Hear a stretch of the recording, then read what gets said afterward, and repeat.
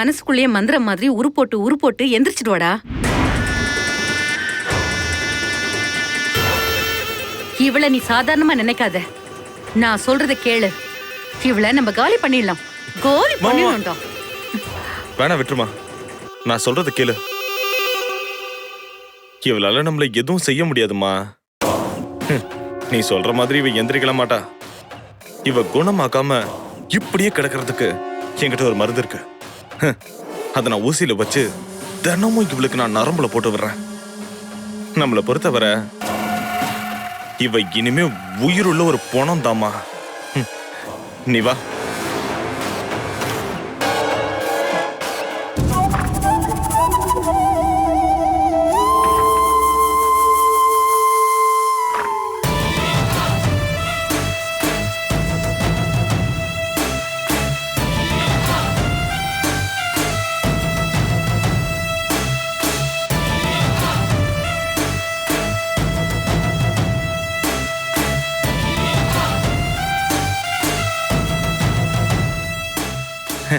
Bhumika,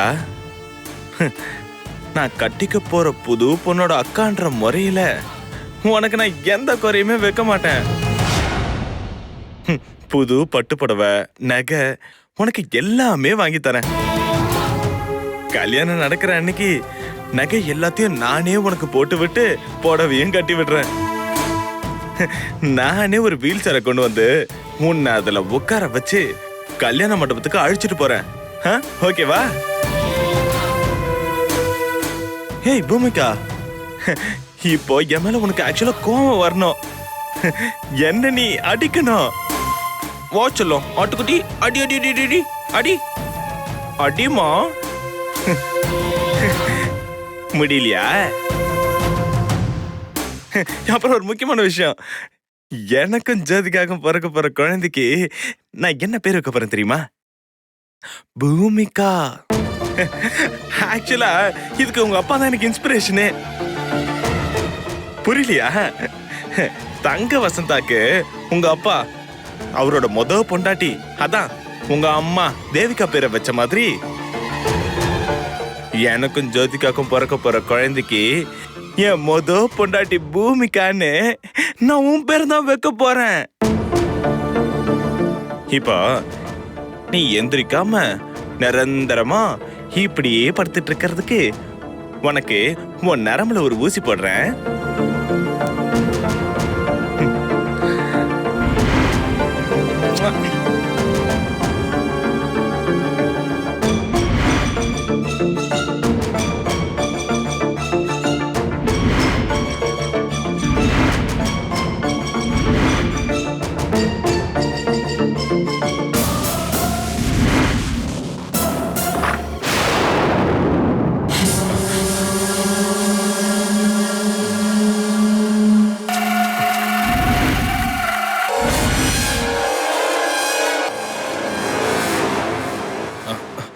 hello doctor Gopal sir, இங்க என்ன பண்ணிட்டு இருக்கீங்க?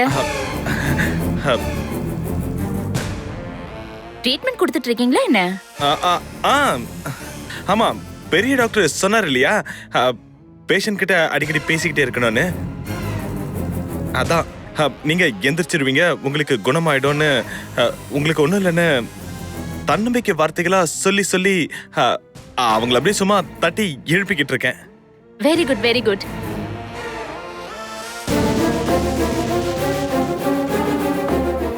அப்புறம் பேஷண்ட்டை செக் பண்ணணும்.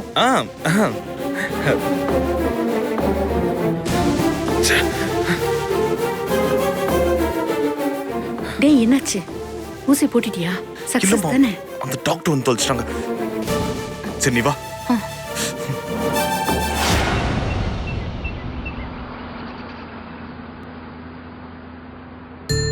ஆமாமா, ஜோதிகா கல்யாணம் தான் இன்னும் டேட் ஃபிக்ஸ் பண்ணல. போதும் சார்.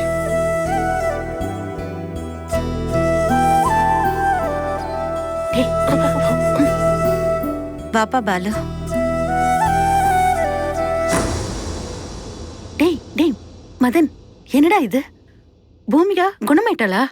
டிஸ்சார்ஜ் பண்ணி கூட்டிட்டு வந்துட்டாங்க. ஏண்டா ஹாஸ்பிட்டல் போய் ஊசிய போட்டு சுயநலம் இல்லாம வச்சிருக்கலான்னு பார்த்தா திடீர்னு இப்படி டிஸ்சார்ஜ் பண்ணி கூட்டிட்டு வந்துட்டாங்களே. டேய், அவளுக்கு சுயநலம் வந்துச்சுன்னா நம்மள காட்டி கொடுத்துருவாடா.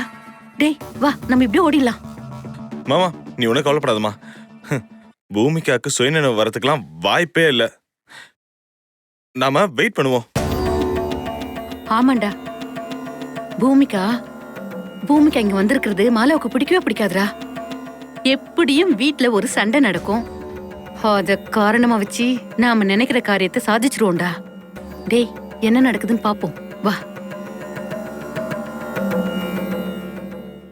என்னம்மால அப்படி பாக்குற? என் ரூம் ரெடி பண்ண, பூமிகாவை அங்க படுக்க வைக்கணும். படுக்க வைக்கிறதுலாம் இருக்கட்டும். இப்ப எதுக்கு இவளை இங்க கூட்டிட்டு வந்தீங்க? என்னம்மாலா, என்னாச்சு உனக்கு? என் மகளை எங்க கூட்டிட்டு வராம வேற எங்க கூட்டிட்டு போறது?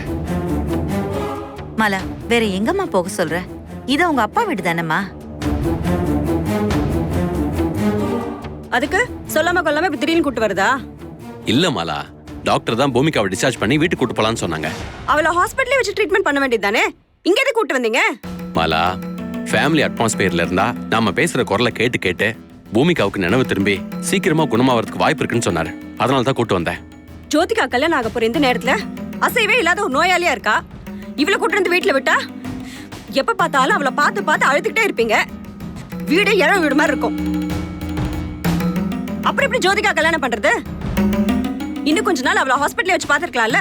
தயவு செஞ்சு அவளை கூட்டிட்டு போங்க. குணமானதுக்கு அப்புறம் கூட்டிட்டு வாங்க. கோவப்படாதீங்கம்மா. நான் தான் பூமிகாவை டிஸ்சார்ஜ் பண்ணி வீட்டுக்கு கொண்டு போங்கன்னு சொன்னேன். ஏன் தெரியுமா? பூமிகா ஹாஸ்பிட்டல்ல இருக்கிறத விட ஃபேமிலி அட்மாஸ்பியரோட இருந்தா நோயாளிங்கிற ஃபீலிங்ஸ் இருக்காது. நீங்க பேசுறது பழகிறது எல்லாமே அவளை சீக்கிரமா குணமாக்கிடும். அதனால தான் வீட்டுக்கு கொண்டு போக சொன்னேன். இதனால எல்லாம் ஜோதிகா கல்யாணம் நிற்காது. பூமிகா கொஞ்சம் கொஞ்சமா இம்ப்ரூவ் ஆயிடுவா. நான் சொல்றதை நம்புங்க. இந்த வீட்டுல நடக்க போற மங்களகரமான விஷயத்தினால பூமிகா குணமடைய வாய்ப்பு இருக்கு. எனக்கு அதை பத்திலாம் கவலை இல்லை டாக்டர். என் மகளுக்கு சம்பந்தம் நடக்கணும். இவளை வச்சு அவ கல்யாணத்தை நிறுத்தக்கூடாது, தள்ளி போடக்கூடாது. அவ்வளவுதான்.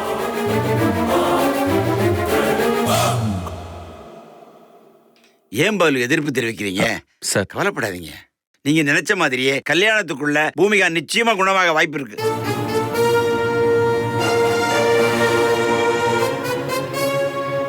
தேவையில்லாம ஏன் சண்டை போடுறீங்க? அப்படி இல்ல டாக்டர். விட்டு கொடுத்து போங்க. இல்ல டாக்டர், நீங்க சொல்றது உண்மையா இருந்தாலும் ஒரு அக்கா இந்த நிலைமையில இருக்கும்போது தங்கச்சிக்கு கல்யாணம் பண்ணலாமா?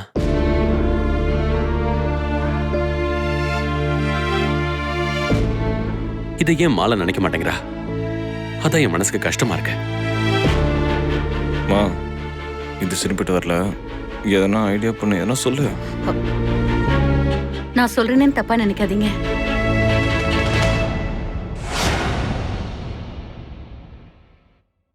எங்களால உங்க குடும்பத்துக்குள்ள சண்டை வேணாம்.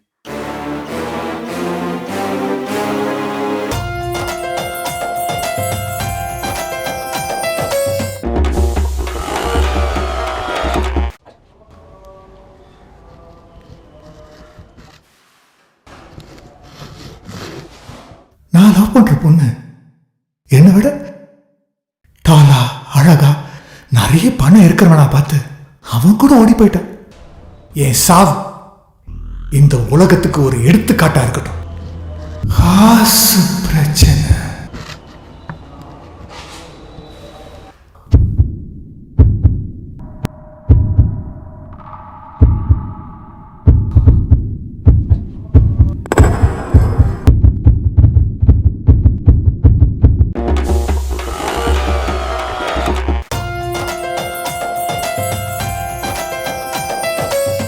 ஜோதிகா கல்யாண விஷயத்துல உங்க 2 பேருக்குமே நிறைய கருத்து வேறுபாடு இருக்கு.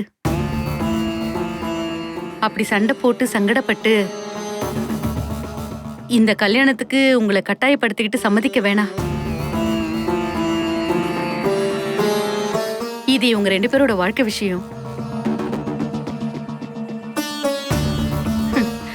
சந்தோஷமா செய்ய வேண்டிய விஷயத்த இப்படி சண்டை போட்டு செய்ய வேணாம்.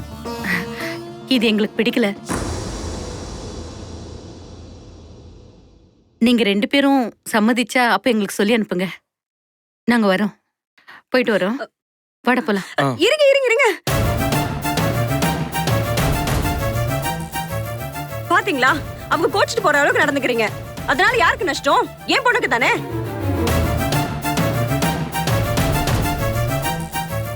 ஆண்டி இல்லாண்டி வேணாம், எங்களை தடுக்காதீங்க.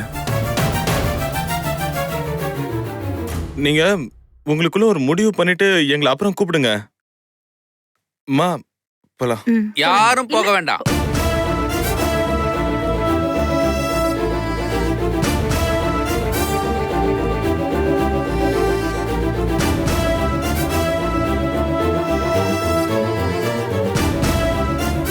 வாங்க மாமா.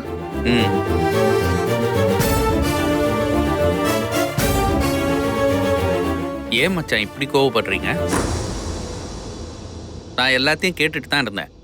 பூமிகா மேல நீங்க வச்சிருக்கிற பாசத்தை நான் தப்புன்னு சொல்லல. அது இருக்கத்தான் செய்யும்.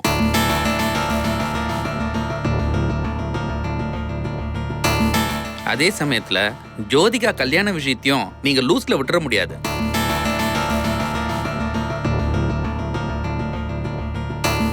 இந்த காலகட்டத்துல நல்ல மாப்பிள்ளை கிடைக்கிறது ரொம்ப கஷ்டம்.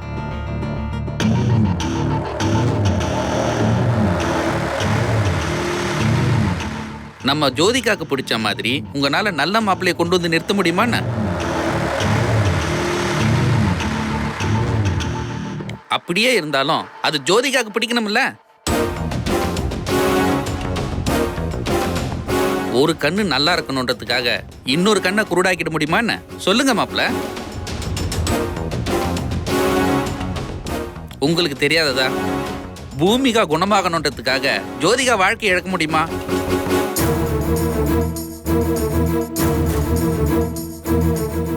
அத காலத்துல நடத்த வேண்டியது நம்ம கடமை. டாக்டர் சொன்ன மாதிரி பூமிகா வீட்லயே இருந்துட்டு போட்டோம். யார் வேணாங்கறா?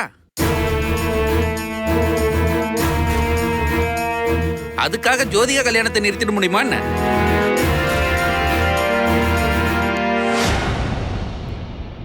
ஏமா மாலா, மச்சானுக்கு ஏற்கனவே உடம்பு சரியில்லை. நீ கொஞ்சம் அனுசரிச்சு நடந்து கூடாது? எல்லாத்தையும் நீ தான் அவருக்கு பக்குவமா புரிய வைக்கணும்.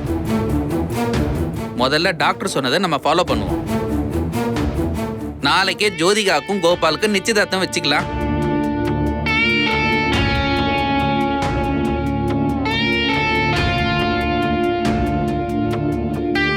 இந்த சந்தோஷமான நிகழ்ச்சி பூமிகாக்கும் ஒரு ட்ரீட்மெண்டா அமையலாம்ல.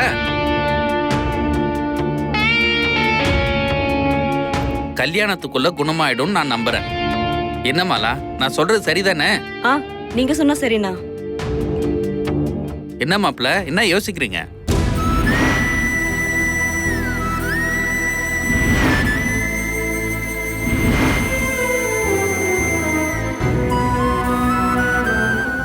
என்ன இன்னும் யோசிச்சுட்டு இருக்கீங்க?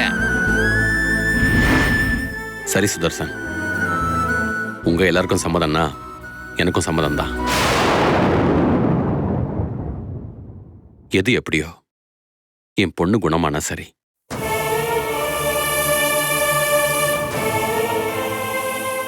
அப்புறம் என்னம்மா, நாளைக்கே நிச்சயதார்த்த தடபுடலா வச்சிடலாம். எல்லாரும் சந்தோஷமா உள்ள போங்க. நாளைக்கு நான் நிச்சயதார்த்தத்தை கலந்துக்கிறேன். சரிங்கண்ணா. ஹலோ, சொல்லுங்க பார்ட்னர். Balu, take care. பூமிகாவை பாத்துங்க, நான் வரேன். பேக் எடுத்துக்கோமா.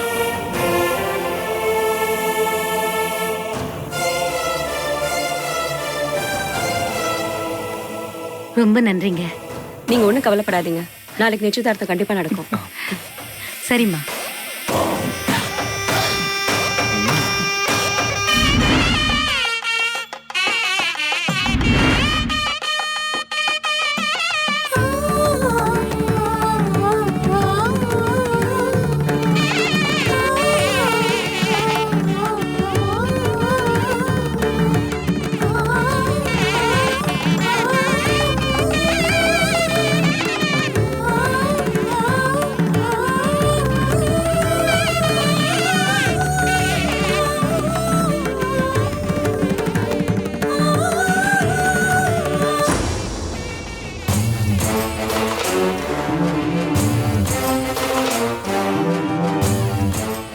பூமிகா.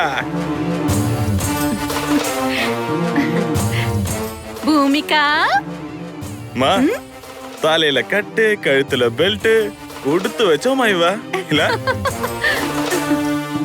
பூமிகா, இந்த Dress நல்லா இருக்கா? சொல்லு பூமிகா. இன்னைக்கு எனக்கும் உன் தங்கச்சி ஜோதிகாவுக்கு நிச்சயதார்த்தம். அதனாலதான் பட்டு வேட்டி பட்டு சட்டெல்லாம் போட்டு ரெடி ஆயிட்டேன். உன் தங்கச்சி நான் கல்யாணம் பண்ணிட்டு அப்படியே மலேசியா சிங்கப்பூர்னு 1 மாசம் ஹனிமூன் போறதா பிளான் பண்ணிருக்கேன். உனக்கு சந்தோஷம் தானே?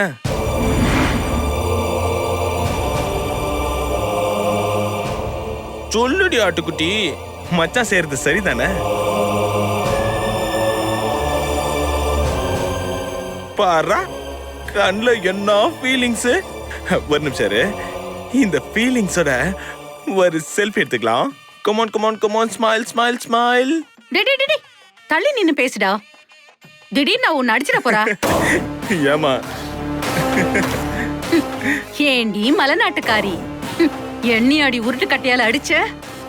இப்ப பாத்தியா உன்னுடைய நிலைமைய? செத்த பாம்பு மாதிரி இருக்க. உன்னால இப்ப என்ன செய்ய முடியும்? ஏண்டி நீ அந்த அர்ச்சனா பேச்ச கேட்டுக்கிட்டு எங்களுக்கு எவ்வளோ தண்ணி காட்டின. இப்போ என் பையனுக்கும் உன் தங்கச்சிக்கும் நிச்சயதார்த்தம் நடக்க போகுது. அந்த கண்கொள்ளா காட்சியை நீ பார்க்கணும். அதான் இந்த அத்தையோட ஆசை.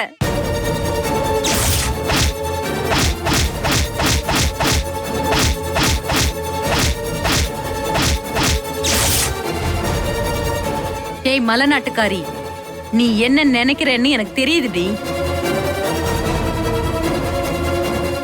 அடி பாவி சண்டாளிங்களா, என்ன இந்த நிலைமையில வச்சுக்கிட்டு உங்களுக்கு இந்த மாதிரி ஒரு திருட்டு கல்யாணம் தேவையா? நீங்க எல்லாம் நல்லா இருப்பீங்களா? நாசமா போயிடுவீங்க. எனக்கு மட்டும் கை கால் நல்லா இருந்தா உங்களை அடிச்சே கைய கால உடைச்சிருப்பேன். அப்படிதானே நீ நினைக்கிற? எனக்கும் தெரியுது. ஆனாலும் உன்னால ஒன்னும் பண்ண முடியாது. நீ ஒரு பொம்மை.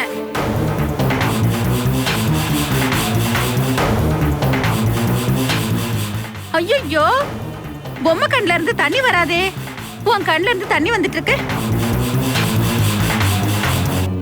அப்படின்னா உனக்கு உயிர் இருக்கு. உயிர் மட்டும்தான் இருக்கு. உன்னை இந்த நிலைமைக்கு ஆளாக்கிக்கிட்டு என் புள்ளைய நீ காப்பாத்தி விட்டுட்ட அந்த லாரி விபத்துல இருந்து. எதுக்காக தெரியுமா? இப்ப நடக்க போதே ஃபங்க்ஷன், அதுக்காக தான். ஐயோ, அழுதுகிட்டே இருக்கிறியே. பாவம், நான் சொன்னதெல்லாம் நினைச்சு அழுதுட்டு இருக்கியா?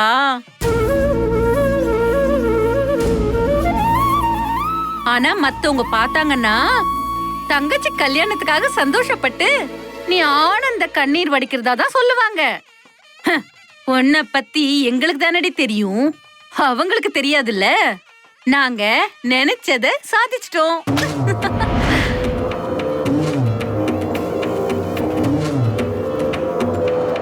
உன்னாலையும் அந்த அர்ச்சனாவாலையும் எங்களை ஒண்ணும் பண்ண முடியாது. சரி சரி, வெளியே ஹால்ல உனக்காக எல்லாரும் வெயிட் பண்றாங்க.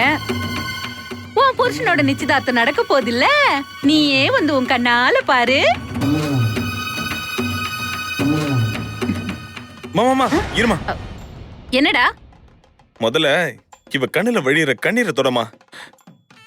இவளுக்கு இந்த கல்யாணத்துல சம்மதம் இல்லைன்னு சொல்லி இவன் அப்பக்காரன் நிச்சயத்தை நிறுத்திட போறான். நீ சொல்றதும் கரெக்ட் தான். சரி சரி, அவ கால் எடுத்து அந்த ஃபுட் பேடல்ல வை.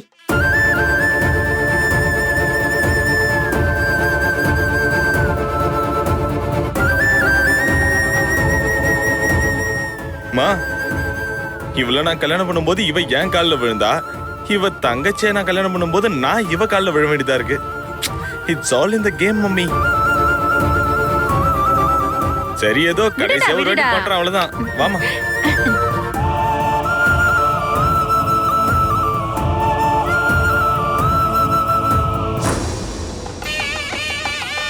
शुक्लां भरतरं विष्णुं शशिवर्णं चतुर्भुजं प्रसन्नवदनं ध्यायेत् सर्वविघ्नोपशान्तये। देवी गायत्री छन्दः प्राणायामे इदं प्रोक्तम्। ओम ओम ओम नमो भक्तः समस्त गुरुजय क्षयद्वारा स्त्री परमेश्वराज्ञया परमेश्वर प्रीतितं शुभाभ्यां शुभे दिने शोभने मुहूर्ते आद्य ब्रह्मणः अतिवराब्धे श्वेतवराकल्पे वैवस्वते मन्वन्तरे अष्टाविंशतितमे कलियुगे विषमे पादे झाम्बोद्वीपे वार्धवर्षे पर्णकण्ठे मेरोः दक्षिणे वासे सगाब्देऽस्मिन् व्यवहारिके प्रवादिनां षष्ट्याः संवत्सराणां मासरः वासरस्थो अष्टोत्तरभूतां च अद्य करिष्ये ॐ कां विनायकाय नमः ॐ विघ्नराजाय नमः ॐ धूमकेतवे नमः ॐ गणाध्यक्षाय नमः ॐ बालचन्द्राय नमः ॐ वक्रतुण्डाय नमः ॐ द्वैमात्रे नमः ॐ भक्तविघ्नविनाशकाय नमः ॐ महागणाधिपते नमो नमः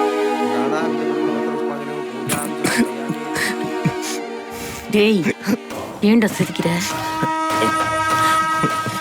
அம்மா உட்காந்துருக்க போச போறேன். நான் அப்பவே சொன்னேன்ல, அந்த செல்ஃபி எடுத்து ஃபேஸ்புக்ல போட்டிருந்தேன்னா எவ்வளோ லைக்ஸ் கிடைச்சிருக்கும் தெரியுமா? நீ இந்த மாதிரி பண்ணுவேன்னு தான் நான் உன்னை செல்ஃபி எடுக்க விடாம பண்ணேன். காரியத்துக்கு எடுத்துறாது. பேசாம இருடா, அப்படியெல்லாம் பட்டி தொலைக்காத.